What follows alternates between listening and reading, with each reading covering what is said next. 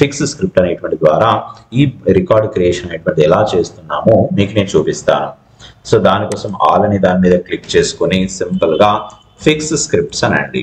So system definition లో fix scripts అనేవి ఉన్నాయి కదా, మీరు బ్యాక్గ్రౌండ్ స్క్రిప్ట్ అయినా ఇదైనా ఒకటే, సో మార్పు ఏమి ఉండదు.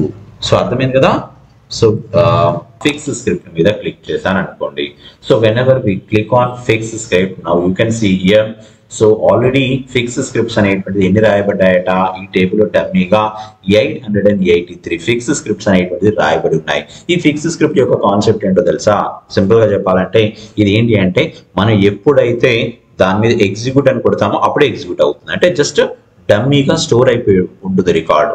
మరి బ్యాక్గ్రౌండ్ స్క్రిప్ట్ కు దీనికి డిఫరెన్స్ ఏంటని చాలా మందికి డౌట్ రావచ్చు. సార్ బ్యాక్గ్రౌండ్ స్క్రిప్ట్ దీనికి ఏంటి మరి డిఫరెన్స్ అంటే, బ్యాక్గ్రౌండ్ స్క్రిప్ట్ లో ఒక్కసారి కనుక మనం స్క్రిప్ట్ రాసి ఎగ్జిక్యూట్ చేస్తే ఎగ్జిక్యూట్ అవుతుంది, అవునా? సో మరి తర్వాత మళ్ళీ ఎగ్జిక్యూట్ కావాలంటే మళ్ళీ ఏం చేయాలా? ఒకవేళ బ్యాక్ వచ్చిన తర్వాత మళ్ళీ రావాలంటే అది స్టోర్ అయి ఉంటుందా అంటే స్టోర్ అయి ఉండదు. అది బ్యాక్గ్రౌండ్ స్క్రిప్టింగ్ కు ఫిక్స్ స్క్రిప్ట్ ఉన్నటువంటి డిఫరెన్స్ అండి. సో అదే ఫిక్స్ స్క్రిప్ట్ లో ఏం చేస్తుంది? సో ఆటోమేటిక్ గా ఒక అప్లికేషన్ లాగా ఒక రికార్డ్ లాగా స్టోర్ అవుతుంది. మనం ఎప్పుడు కావాలంటే అప్పుడు ఎగ్జిక్యూట్ చేసుకోవచ్చు. బ్యాక్గ్రౌండ్ స్క్రిప్ట్ లో అలా ఉండదు. One time settlement. Just if I'm going to click on run then it will finish. So whenever we refresh that record or we refresh that instance, then automatically that script will write to erase. So అదే difference. ఆ difference అయితే గుర్తుంచుకోండి. సరే, ఇప్పుడు నేను కొత్తగా ఒక fix script అనేటువంటి రాయబోతున్నాను. అది కూడా సర్వర్ సైడ్ స్క్రిప్టింగ్ మన కోసం రాయబోతున్నాను. సో న్యూ అనేటువంటి బటన్ మీద క్లిక్ చేసుకొని కొత్తగా ఒక రికార్డ్ క్రియేట్ చేద్దాం ఫిక్స్ స్క్రిప్ట్ కోసం. సో దేనికోసం?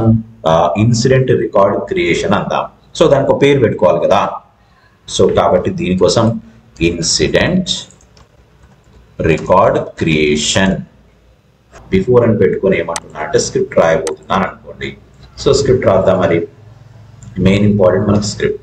సరే ఏంటి ఎక్కడ అంటే var ఏమందాం? So inc is equals to new glide record.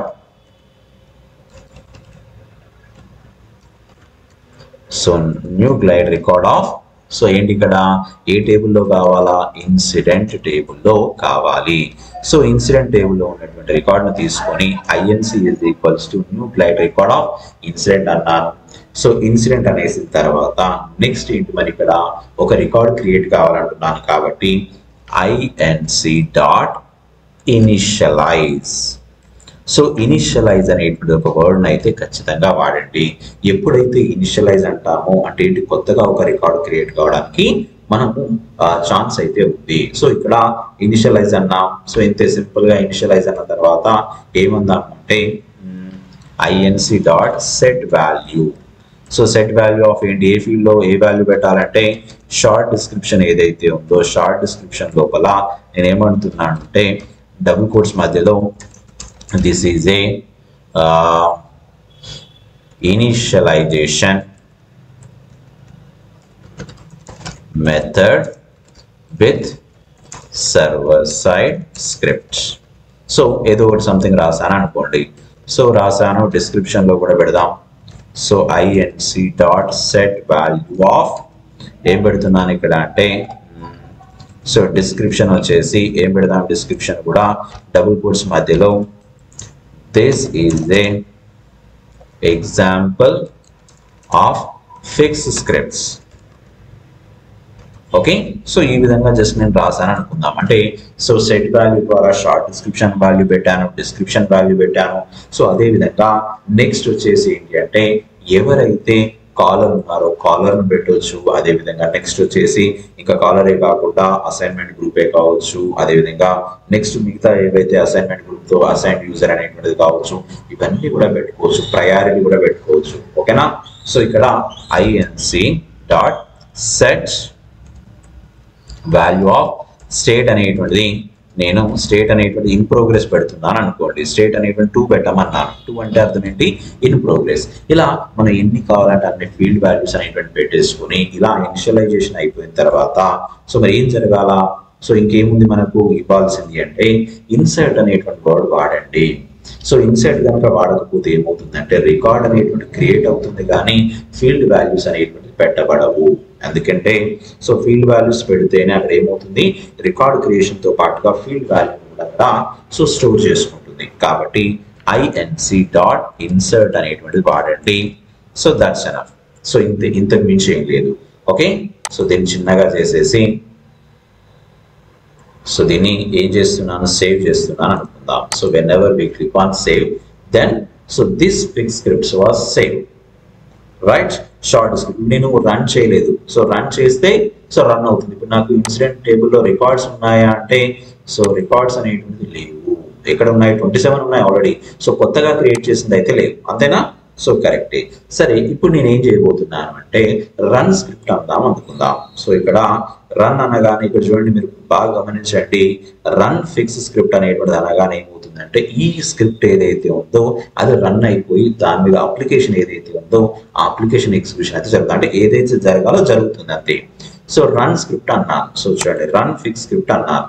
So అనగానే సో ఇక్కడ ఏం జరిగింది, warning, fix scripts May add, update and delete data including rules and scripts.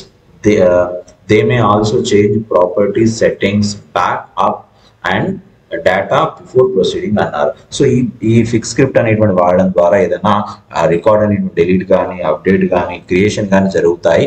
మరి ఏదైనా మీకు డేటా అనేటువంటి లాస్ అవుతుంది అంటే ముందే క్యాన్సిల్ చేయండి అని ఒక కాషన్ ఇచ్చింది. సో లేదు, ప్రొసీడ్ ఇన్ బ్యాక్గ్రౌండ్ అన్నారు అనుకోండి, అంటే బ్యాక్గ్రౌండ్ లో ప్రొసీడ్ అవుతుంది. So background proceed is nothing but ఏంటంటే మళ్ళీ మనకి డిస్ప్లే అనేటువంటిది ఏమి ఉండదు, అది ఎన్ని జరిగాయి, రికార్డ్స్ క్రియేట్ అయినటువంటిది ఉండదు. సో అలా కాకుండా నేను ఇప్పుడు ప్రొసీడ్ అన్నాను అనుకోండి, అప్పుడు ఏమవుతుంది అంటే రిజల్ట్ చూపిస్తుంది. చూడండి ఇక్కడ ఏమయ్యాయట, సో రిజల్ట్ క్లియర్ గా చూపిస్తుంది. స్క్రిప్ట్ అనేటువంటిది ఎలా ఎగ్జిక్యూట్ అయింది, కంప్లీట్ అయిన తర్వాత ఫ్లో అనేటువంటిది ఎలా హ్యాండిల్ చేసింది. సో మనకి ఎంత టైం తీసుకుంది, 538 మిల్లీ సెకండ్స్ అయితే తీసుకుందట. క్రియేట్ రిసిప్ట్స్ ఇన్ ఫీల్డ్స్ అనేటువంటిది అసైన్ టు అనేటువంటిది ఏం పెట్టుకుంది, does not have a value. So ఒక్కొక్క దాంట్లో ఏం వాల్యూ పెట్టింది, ఒక్కొక్క దాంట్లో వాల్యూ ఏం లేదు అనేటువంటిది సో క్లియర్ గా మనకు చూపెట్టేసింది. సో చూడండి ఇక్కడ సో నెంబర్ కూడా ఇచ్చి ఉంటుంది, చూపిస్తాను ఆగండి. నెంబర్ మేబీ సో నెంబర్ ఇవ్వలేదు అనుకుంటాను, సిసైడ్ ఇచ్చింది. ఓకే, ఎనీవే సో ఇక్కడ చూడండి బ్యాక్గ్రౌండ్ స్క్రిప్ట్ అనేటువంటి స్టార్ట్ అయిపోయి ఇక్కడ రన్ అయిపోయి సో ఒకసారి నిజంగా చూద్దాం. మరి 27th రికార్డ్ కదా, సో 28th రికార్డ్ ఏమైనా వచ్చిందా లేదా చూసే ప్రయత్నం చేద్దాం. సో రీఫ్రెష్ అన్నాను అనుకోండి, రికార్డ్ క్రియేట్ అయినట్టు వచ్చింది కదా, 28th రికార్డ్ వచ్చింది కదా. సో ఇప్పుడు చూడండి, సో ఎప్పుడైతే 10014 అనేటువంటిది ఏదైతే ఉందో బ్యాక్గ్రౌండ్ స్క్రిప్ట్ ద్వారా లేదు అంటే ఫిక్స్ స్క్రిప్ట్ ద్వారా మీరు ఎట్లయినా పర్లేదు. సో నేను బ్యాక్గ్రౌండ్ స్క్రిప్ట్ ద్వారా అప్రోచ్ చేసిన ఇదే రకమైన మెథడ్, కానీ అక్కడ ఏమవుతుంది అంటే స్క్రిప్ట్ అనేటువంటిది మనకు స్టోర్ చేయబడి ఉంటుంది, అంతే తేడా. సో డిఫరెన్స్ అది. సో అంటే ఎన్నిసార్లు కావాలంటే అన్నిసార్లు రన్ అన్నారనుకుంటే రన్ అయిపోతూ ఉంటుంది. సో ఇక్కడ this is a initialization method with server side scripting అన్నాను. So this is a example of fix scripts అనేటువంటి తీసుకోవడం జరిగింది. ఇలా ఒక రికార్డ్ అనేటువంటి క్రియేట్ అవుతుంది. సో మనం ఈ యొక్క 10014 అనేటువంటి రికార్డే కాకుండా ఇప్పుడు మళ్ళీ ఇంకో రికార్డ్ క్రియేట్ కావాలనుకోండి. సో సింపుల్ గా ఏమనాలి, ఇక్కడ రన్ ఫిక్స్ స్క్రిప్ట్ అన్నారనుకోండి, మళ్ళీ ప్రొసీడ్ అంటే ఏమవుతుంది, ఇంకో కొత్త రికార్డ్ అనేటువంటి క్రియేట్ అవుతుంది. ఓకేనా? సో చూడండి ఇంకొక కొత్త రికార్డ్ అనేటువంటిది కూడా వచ్చిందా లేదా చూద్దాం. సో వచ్చింది కదా, మళ్ళీ సేమ్ డూప్లికేషన్ అయిపోయింది. అంటే జస్ట్ షార్ట్ డిస్క్రిప్షన్ అనేటువంటి డూప్లికేషన్స్ అయిపోయాయి. అంటే రికార్డ్స్ అనేటువంటిది క్రియేట్ అనేటువంటిది ఈ విధంగా మనం రికార్డ్స్ అనేటువంటి క్రియేట్ చేసుకోవచ్చు. చెప్పండి, డౌట్ ఉందా ఎవరికైనా? ఇప్పుడు సేమ్ ప్రొసీజర్ మనం బ్యాక్గ్రౌండ్ స్క్రిప్ట్ వాడి రన్ చేస్తే ఓన్లీ ఒకసారి మాత్రమే అది రికార్డ్ క్రియేట్ అవుతుంది కదా సార్? అక్కడ కూడా ఓన్లీ ఎన్నిసార్లు? Okay, got it, I understood. So మీరు అన్న క్వశ్చన్ లో నాకు అర్థమైనది ఏంటంటే, అంటే బ్యాక్గ్రౌండ్ స్క్రిప్టింగ్ ద్వారా రాస్తే ఒకేసారి చేయొచ్చా రికార్డ్ క్రియేషన్ అయ్యేటువంటిది మీ question, correct? Right. So background script వాడి మీరు మల్టిపుల్ టైమ్స్ లో కూడా మీరు రికార్డ్ క్రియేట్ చేయొచ్చు. కానీ వన్స్ ఇప్పుడు నేను అప్డేట్ అన్నాను అనుకోండి, ఒకసారి సింపుల్ గా చెప్తున్నాను, అంటే ఈ అప్లికేషన్ నుండి బయటకు వచ్చాను నేను. అప్లికేషన్ నుండి బయటకు వచ్చినప్పుడు ఏంటి, మళ్ళీ అప్లికేషన్కి వెళ్ళొచ్చా అంటే వెళ్ళొచ్చు. ఎక్కడ? ఫిక్స్ స్క్రిప్ట్ ద్వారా వెళ్ళొచ్చు. బట్ నేను అక్కడ బ్యాక్గ్రౌండ్ స్క్రిప్ట్ లో ఒక్కసారి నేను అప్లికేషన్ నుండి బయటకు వచ్చాను అనుకోండి, బ్యాక్గ్రౌండ్ స్క్రిప్ట్ నుంచి బయటకు వచ్చాను అనుకోండి, మళ్ళీ ఆ ఫామ్ మీదకి వెళ్ళడానికి లేదు. అంటే ఫామ్ మీదకి వెళ్ళినా కూడా రికార్డ్ ఉంటుంది అక్కడ. సో అర్థమైంది కదా మీకు నేను చెప్పింది, రవితేజ? ఓకే సార్, బట్ దాని వల్ల యూజ్ ఏం లేదు అంటే బ్యాక్గ్రౌండ్ స్క్రిప్ట్ అంటే. సింపుల్ చెప్తా మీకు, ఇంకో సింపుల్ చెప్తా. ఇప్పుడు నేను స్లేట్ మీద రాస్తున్నాను, స్లేట్ పెన్సిల్ తీసుకొని స్లేట్ మీద రాస్తున్నాను, పేపర్ మీద రాస్తున్నాను. ఈ రెండింటికి డిఫరెన్స్ అంటే ఏం చెప్పగలుగుతాం మనం? స్లేట్ మీద రాసింది ఏమవుతుంది, ఎరేజ్ చేస్తే పోతుంది, ఎరేజబుల్, రైట్. సో మళ్ళీ మనం రిట్రైవ్ చేయొచ్చా, మళ్ళీ బ్యాక్ తెచ్చుకోవచ్చా? No sir. నో. బట్ నేను పేపర్ మీద రాసింది ఏమవుతుంది, పెన్ తో రాసింది మళ్ళీ మనం ఎప్పుడు కావాలంటే అప్పుడు ఓపెన్ చేయగానే మనకు ఓపెన్ అవుతుంది. ఇది తేడా, అంతే. సో ఫిక్స్ స్క్రిప్ట్ అనేటువంటిది పేపర్ మీద రాసేటువంటి మ్యాటర్ లాగా, అండ్ బ్యాక్గ్రౌండ్ స్క్రిప్ట్ అనేటువంటిది ఏంటి, మనం స్లేట్ మీద రాసేటువంటి మ్యాటర్ లాగా, అంతే తేడా. రెండు అదే పాసిబిలిటీస్. బట్ ఏంటి, అప్పుడు స్లేట్ మీద రాసినప్పుడు రబ్ చేయనంత వరకు మనం చూడొచ్చు దాన్ని కదా. సో స్లేట్ మీద రాసి ఎప్పుడైతే రబ్ చేస్తామో మనం చూడలేము. ఇక్కడ కూడా అటువంటిదే, ఆ కాన్సెప్టే. ఆ అప్లికేషన్ ఓపెన్ చేసిన ఉన్నంతసేపు చూడొచ్చు. వన్స్ ఒక్కసారి అప్లికేషన్ నుండి బయటికి వచ్చాను అంటే మళ్ళీ అక్కడికి వెళ్ళాను అనుకోండి, ఎక్కడ బ్యాక్గ్రౌండ్ స్క్రిప్ట్ లో వెళ్తే చేయలేము మనం, రైట్. మళ్ళీ రాయాలి కొత్తగా. సో ఇప్పుడు మనం స్క్రిప్ట్ రాసాం కదా సార్. అవును. అక్కడ ఇప్పుడు ఫిక్స్ స్క్రిప్ట్ యూజ్ చేసి స్క్రిప్ట్ రాసాము. ఫస్ట్ టైం రన్ కొడితే, రన్ అని ఎగ్జిక్యూట్ చేస్తే ఒక ఏంటిది ఒక రో క్రియేట్ అయింది. ఇంకా సెకండ్ టైం కూడా మళ్ళీ రన్ చేస్తే ఇంకొక రో క్రియేట్ అవుతుంది కదా సార్, రికార్డ్ క్రియేట్ అవుతుంది సార్. క్రియేట్ అయింది. అదే బ్యాక్గ్రౌండ్ స్క్రిప్ట్ అట్లా అవుతుంది సార్.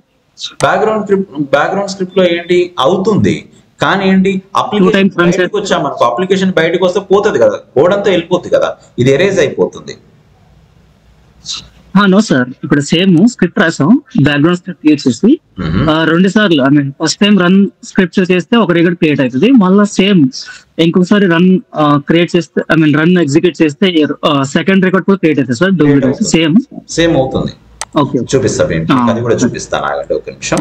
ఇక్కడ మనం ఇప్పుడు ఏదైతే నేను ఈ స్క్రిప్ట్ రాసుకున్నానో ఈ స్క్రిప్ట్ ప్రకారంగా ఒక్కసారి కాపీ చేసుకున్నాను. సో మనం బ్యాక్గ్రౌండ్ స్క్రిప్ట్ లోకి వెళ్దాం మళ్ళీ.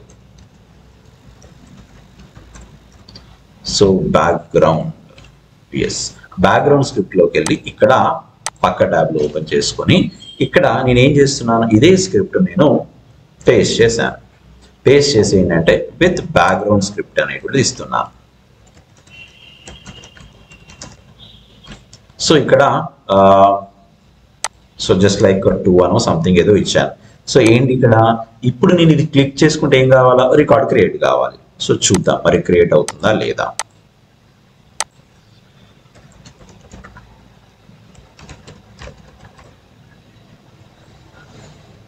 సో ఎన్ని ఉన్నాయి, 29 రికార్డ్స్ ఉన్నాయి కదా. చూడండి, నేను ఇక్కడ రన్ స్క్రిప్ట్ అనగానే ఒక రికార్డ్ క్రియేట్ అయింది.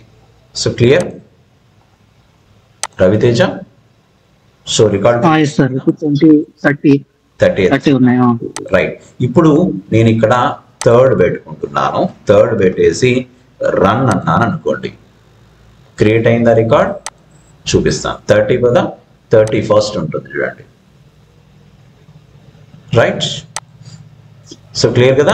సో సార్ ఇప్పుడు బ్యాక్ వచ్చేస్తే మళ్ళీ 29 ఉంటాయి. ఇప్పుడు 29 ఏముండదు, రికార్డ్ క్రియేట్ అయిపోయింది, చెప్తాను.